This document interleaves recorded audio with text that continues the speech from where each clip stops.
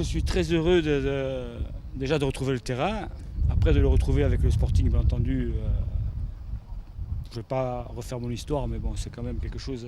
C'est un club auquel j'attachais beaucoup d'importance. Donc le retrouver à l'Igeza dans de très bonnes conditions de travail, ça faisait un moment que ça ne m'était pas arrivé et je dois dire que ça ne m'était jamais arrivé d'ailleurs. Donc à ce niveau-là, tout est positif. Après, bien entendu, vous connaissez l'ampleur de la tâche, vous connaissez les contraintes aujourd'hui administratives, les contraintes par rapport à un éventuel recrutement. Donc on est dans du travail au quotidien, mais même si ça va être, je l'ai dit, difficile, on se doit de faire le maximum pour présenter un effectif, une équipe compétitive et puis être en phase avec le projet qui est aujourd'hui mené par la nouvelle équipe dirigeante. L'effectif aujourd'hui, on est en train de travailler justement sur l'effectif. On se donne, même si on est dans l'urgence, alors c'est un peu paradoxal ce que je vais dire, même si on est dans l'urgence, on ne va pas faire n'importe quoi, on ne va pas se presser, on va simplement travailler. On travaille beaucoup sur des profils, on travaille beaucoup sur des joueurs d'expérience, des joueurs qui ont connu le Sporting par le passé, par un passé lointain, un passé pas très loin.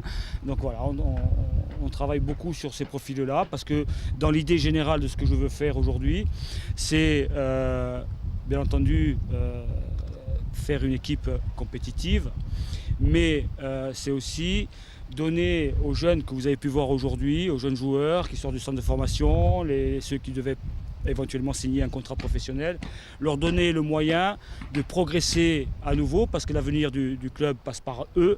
Donc ça veut dire que pour qu'ils progressent aujourd'hui, ils ne sont plus dans de la formation puisqu'on devient, la National 3 devient l'équipe première du Sporting.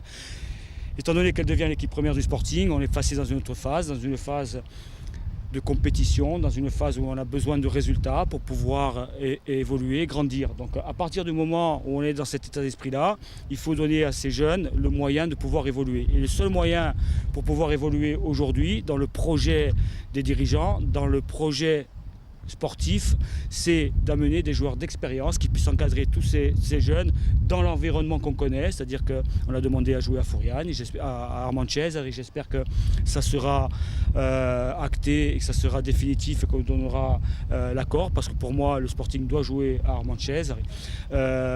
Voilà, donc je vous ai brossé en gros le tableau de ce que je veux faire, mais il est certain que ça demande un travail très long. Je ne sais pas si on sera prêt le 3 septembre pour le premier match, du moins dans cette configuration-là, mais ce qui est certain, c'est qu'on va tout faire pour l'être.